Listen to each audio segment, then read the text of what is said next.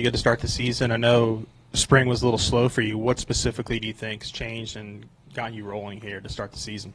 I think just going out there and attacking, being competitive every at bat, separating pitch to pitch. Hitting can be really simple. You can make it about as simple as you want it, and I try to stay athletic and be on time. So that's what I've been thinking recently.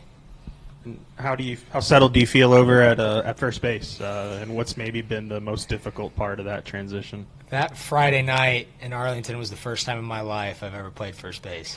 So, yeah, it just kind of threw me in there, and that was just I had to take a couple of deep breaths in that situation. But it's just being an athlete. If you're a shortstop, you can play anywhere on the field.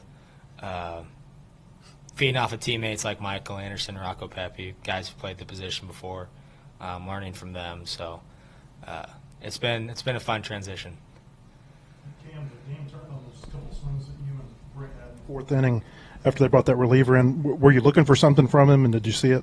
Well, I was getting ready to hit. I was like, here we go. Let's attack a fastball, and he's a submarine guy, so it's going to fade away from a lefty. And then they called strike one on me. He said my head wasn't up, so I was like, dang it.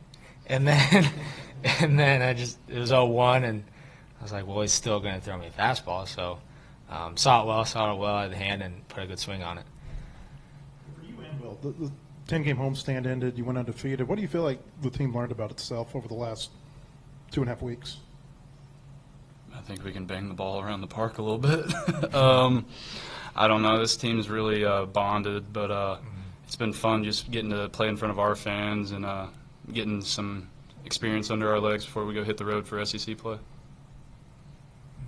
Cam, had they got you for pitch violations before or first time? I think that was the first time in my life I've ever had that happen. Yeah, that was the first time in my life. I was kind of confused at first, and then the umpire was yelling at me. I was like, okay. So I just got back in the box really quick.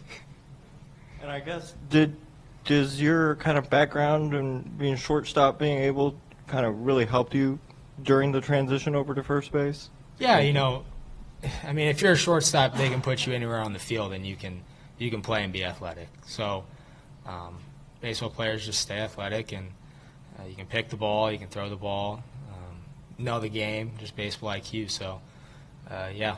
Stayed on the bag for me tonight. Yeah, staying on the bag.